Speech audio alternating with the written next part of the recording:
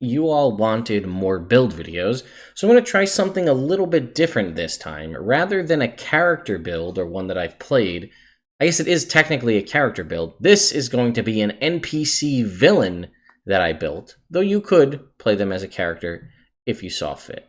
So, if you want to see more about this character, what I'm going to call my Power Word Kill Barbarian, stay tuned. So I feel like I want to do like a muscle wizard casts fist thing, but that's not a wizard and it's barbarian, so I don't know. What's going on, folks? Ted from Nerd Immersion here, and let's just jump over to D&D Beyond. Now, a lot of you had said you wanted me to do the builds from the ground up, so we're going to try it. I can't promise that it's going to be a consumable video because I don't know how long it's going to be. So I do want to point out that I do have notes in my notebook from, oh God, how long ago was this? 2015, 2016, when this actually happened. So this is a character, what we're going to be talking about is a character that I had, a NPC foil that I put in to take down my group.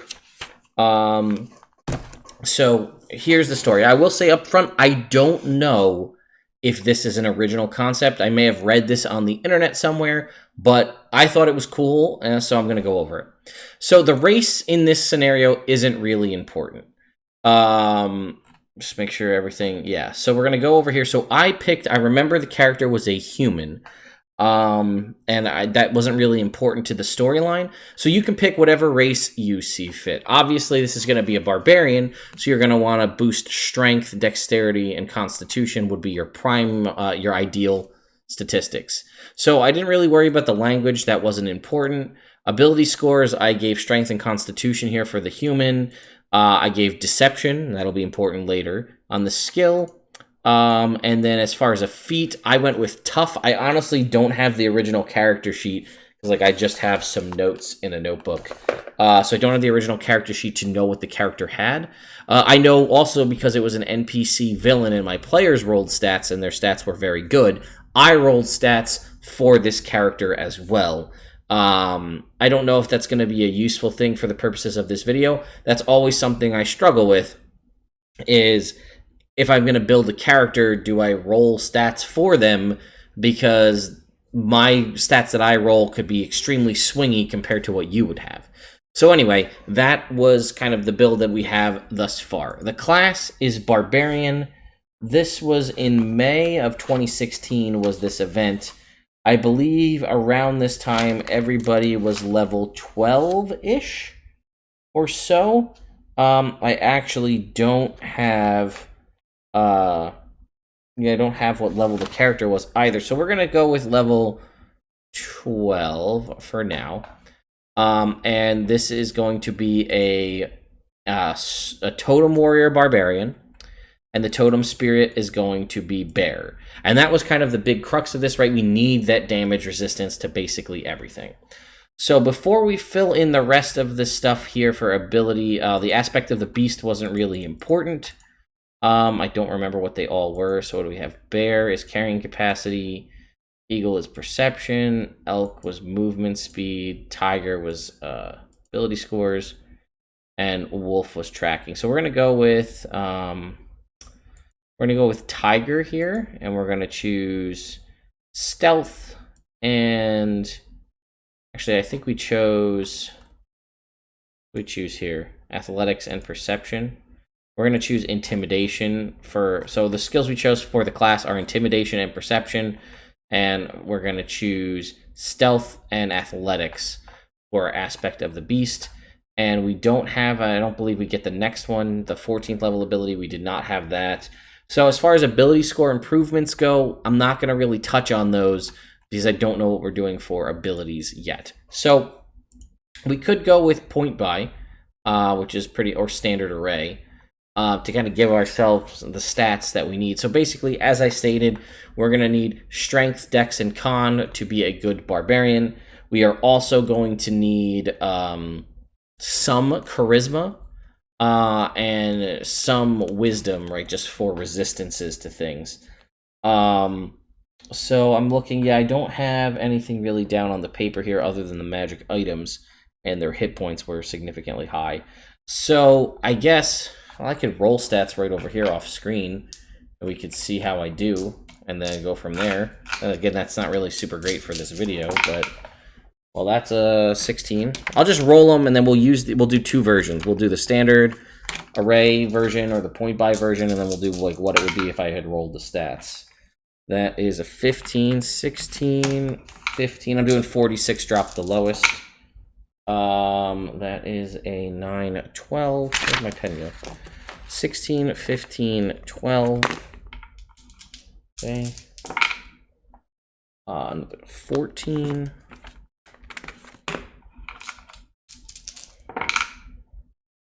That is a 13. Yeah, 13. 1, 2, 3. Okay. And that is a 17. And then in my homebrew campaigns, I always do 46, drop the lowest 7 times, and take the highest 6. So we're going to do that again. And that is another 15. So based on that, if I were to make this character right now, our stats would be 17, 16, 15, 15, 14, 13, which is pretty solid. So we're going to just build this character, I guess, as standard array for starters. I'm going to put our 15 in strength, our kind of 13 in con, our 14 in dex, our 12 in wisdom, our 10 in charisma, and our 8 in intelligence. That's how we're going to build this as a standard array character. Our background, I don't actually remember what the background was for this character, so it's not super important. I think it was probably just like Outlander or it was Forgotten Realms. So I think it was an Uthgardt tribe member, right? So choose Arcana. That'll be important a little bit. Language, again, not important. Equipment, we'll just give a great axe, 2 hand axes, our standard equipment. Tattoos, give our standard equipment there. And then as we go back, let's just take a look at our character as we have right now. So right now, we have a pretty beefy level 12 human bear totem barbarian, right? So we can see our stats are pretty solid across the board. We do have a couple of spells from being a barbarian there, a bear, totem warrior. We have 5 rages. Our rage, we have our unarmored defense. So currently our AC is 14. That's going to go up. Don't worry about that. We have reckless attack, plus 3 damage on our rage damage there. Let's see, what else do we have? 2 attacks, fast movement, so our movement speed is 40. Advantage on initiative rolls, and we cannot be surprised if we start there. Brutal critical, and relentless rage was the big one, because that was the most important part of this character in combat, because that came up really a lot. So let's go back and do our ability score improvements at this point. So we have a couple, so let's go ahead and see. So we are going to just do ability score improvements, really. We're going to go strength up by 2. We're going to go down here. We're going to do ability score improvements. We're going to do constitution up by 2. And then we'll go here and we'll do dexterity up by 2. It's not super interesting as far as ability score goes. But again, this also was an NPC villain, so I could make the stats whatever I needed them to be for the purposes of the game. So now we'll see what we're looking at now. We have 18, 16, 16. Our armor class just jumped up to 16 right out the gate. We have a decent amount of hit points with tough as our starting feat. So we're going to be hard to kill. Now, let's talk concept for this character. So the whole thing was, I actually have some lore that I'll read to you right here.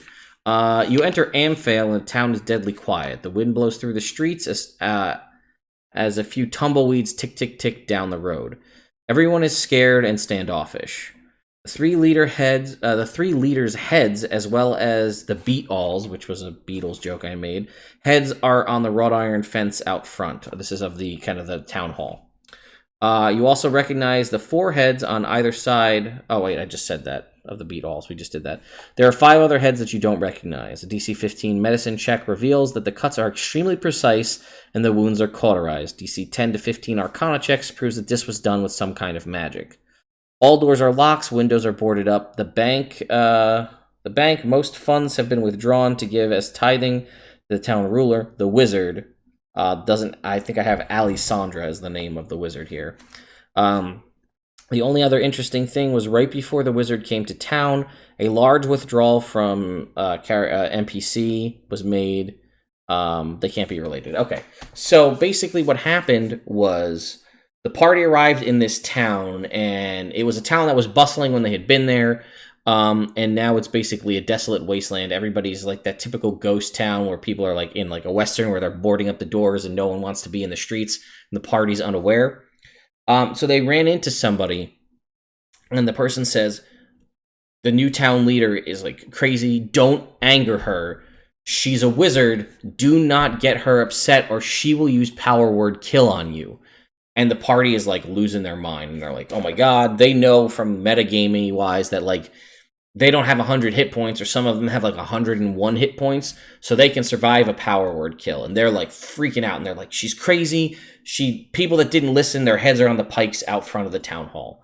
So that guy kind of ducks back into his home, and the party is at a complete loss. So they're like, okay, what do we do? At the party at this point is a half-elf paladin, a hill dwarf arcana cleric, and a high elf blade singer swashbuckler combo, multi-class. So the party's like, all right, how are we going to handle this? So they start figuring out, all right, it's a very powerful wizard. How are we going to shut down this wizard? What do we have? Counterspell, dispel magic, silence, right? We'll use all of these things. We can shut down most of the casting with silence, and then everybody who can prep counterspell and dispel magic, do it, and we'll use that to try to shut everything down. So that was kind of their prep heading into it. So the party doesn't know that this character is not a wizard at all. She is a barbarian, and a bear totem barbarian, no less.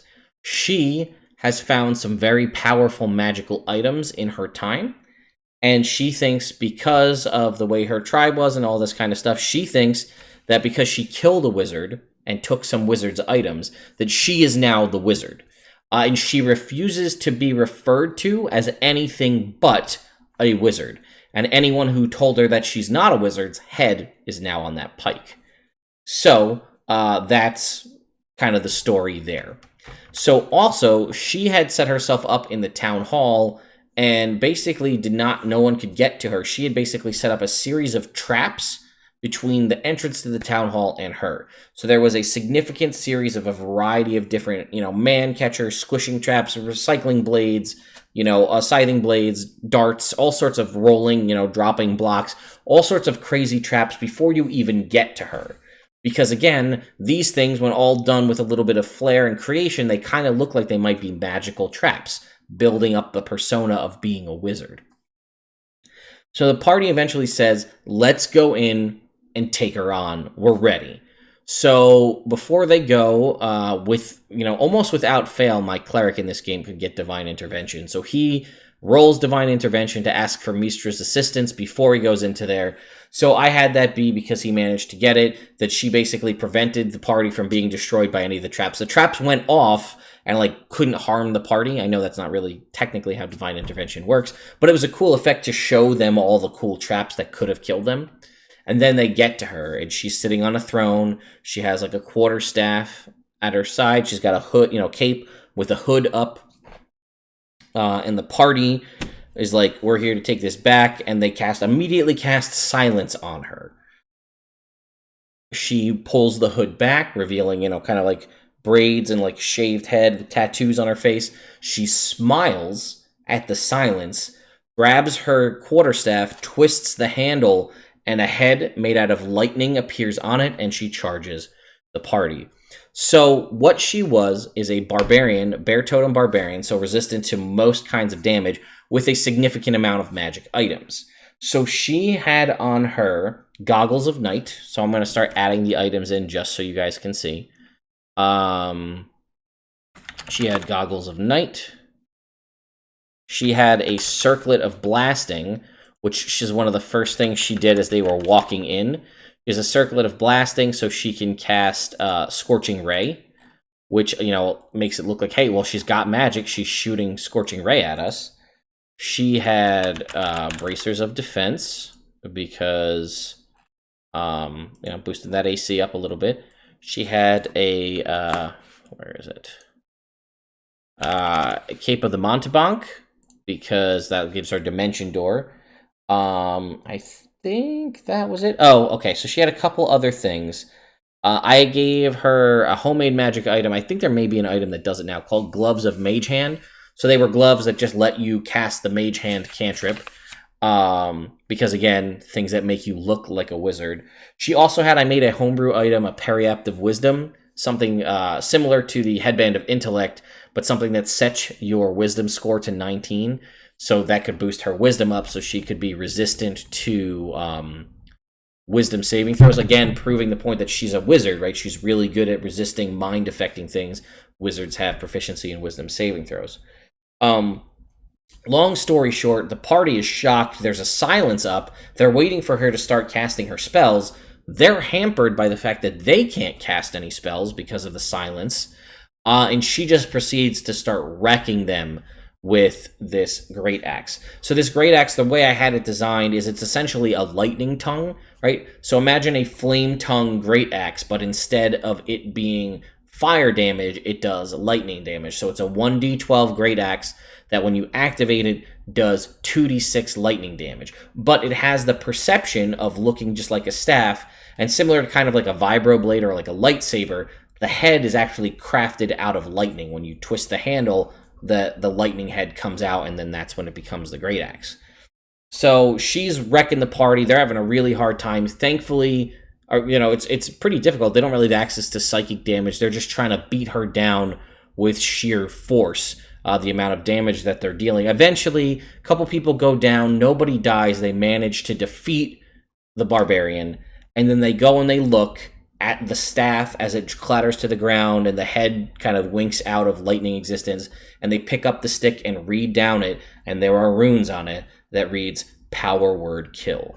And that's what she named her axe, Power Word Kill. So everybody had told them, don't anger the wizard or she'll use Power Word Kill on you.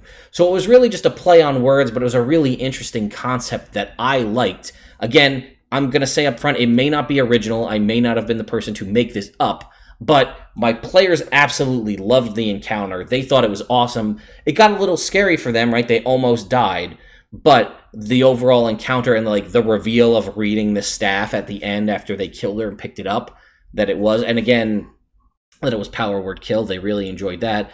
And because of the Relentless Rage feature, where her having a pretty, and again, we'll make the version with the stats I rolled now, but she had a really high constitution, so they kept knocking her down to 0, and she kept making those saving throws and popping back up. The only time she actually stayed down dead was when I couldn't possibly get a high enough roll. So I think my original design, she had a 20 constitution. So with this, that meant the highest her roll could be would be a 29 on her constitution saving throw. And it was only when the Relentless Rage save got to 30, where she couldn't actually make it, that she managed to stay down dead. But until then, they kept knocking her down. She kept getting back up. So that was kind of the concept. The build is more a conceptual thing. And like I said, that's why the race doesn't necessarily matter in this scenario.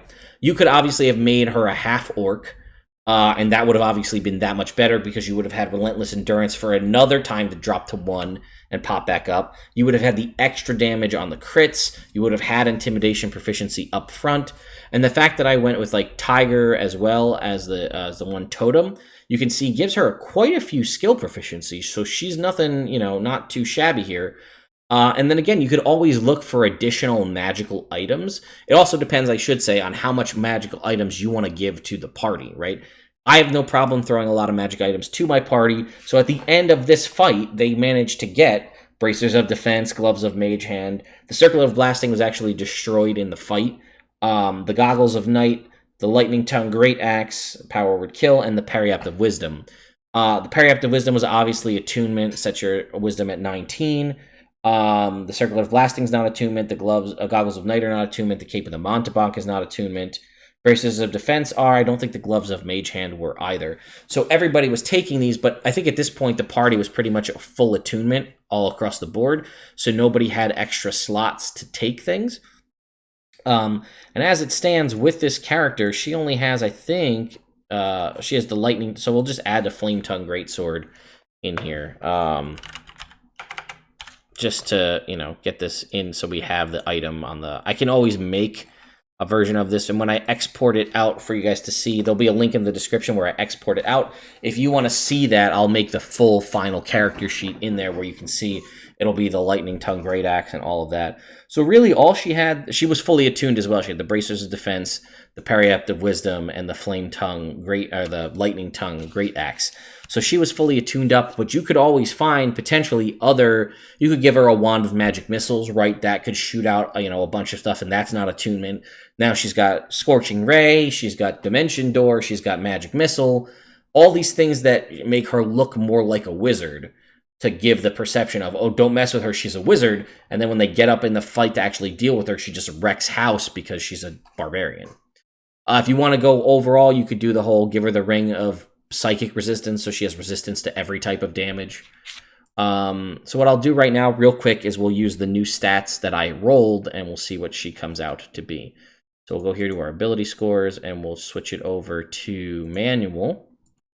Give her 17 strength. Give her the 16 dexterity, 15 con.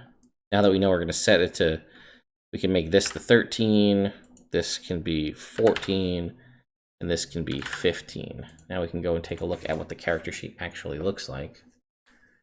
She's going to have 20 strength, 18.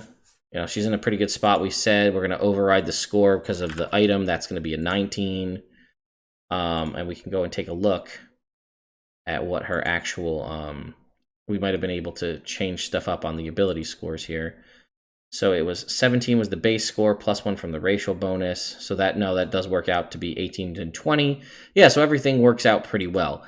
Obviously, if you wanted to go a little bit further, and like I said, if you want to tweak and alter these things, if you want to roll stats yourself, you could do better. Her deception check's a +6 to convince people she's a wizard. Her intimidation check is a +6 as well, but you could use strength for the intimidation, then it'd be significantly better. Other things I would do if I was going to change things up, I would maybe give her resilient wisdom to give her potentially to give her proficiency in wisdom saving throws, so she could be that much better at resisting things like suggestion and hold person and stuff like that.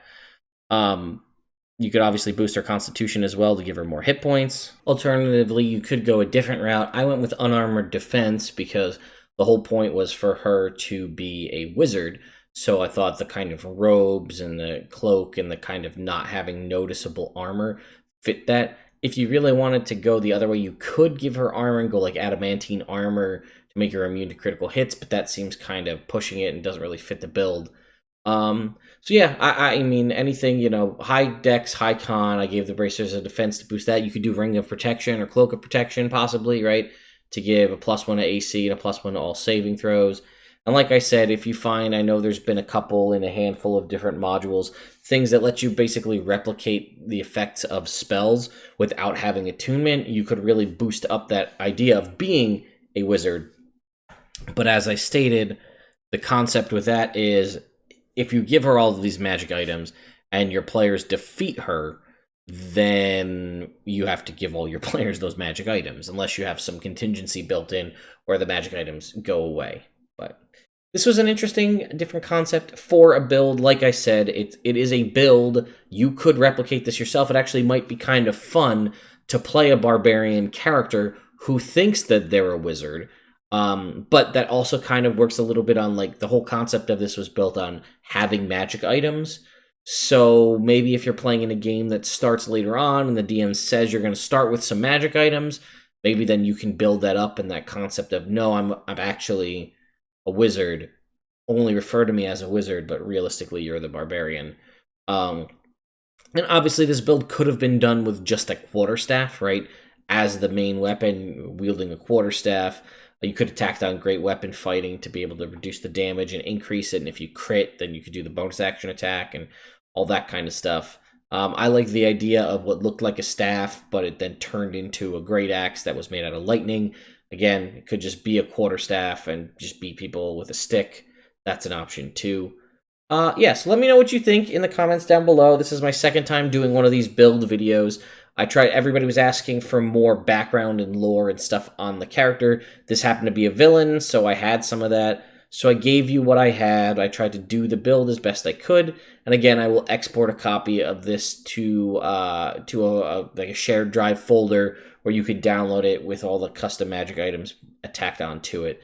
So thank you again to my patrons over on Patreon, who their support is helping me to make more and more of these videos, branching out into different avenues, trying different things. Also, we're going to be bringing back my my pop culture character building live stream. It builds character in the near future, date to be determined.